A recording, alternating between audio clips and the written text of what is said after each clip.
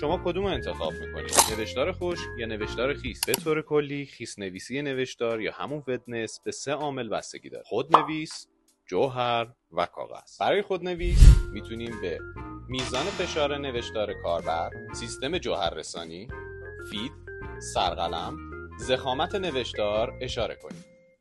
کاغذ عواملی مثل میزان تراکم سطح، جنس کاغذ یا در کل مقدار جذب جوهر تأثیر گذارند. میتونیم از کاغذ کاهی به عنوان جذب بالا، کاغذ کپی متوسط، کاغذ گلاسه بسیار کم مثال بزنیم.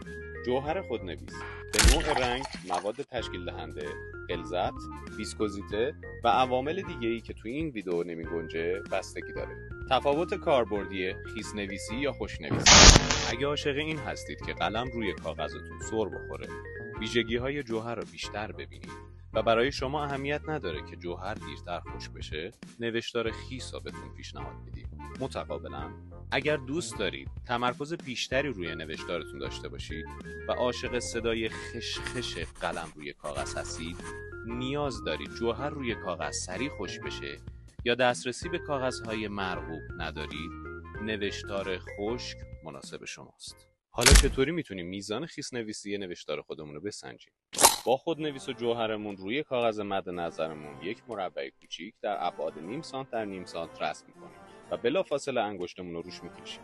اگر بیشتر از 2 برابر مربع جوهر پخش شد، خیس نویس، و اگر کمتر، خشک نویس. قطعاً خشک یا خیس نویسی نوشتار هیچ برتری نسبت به هم نداره. حالا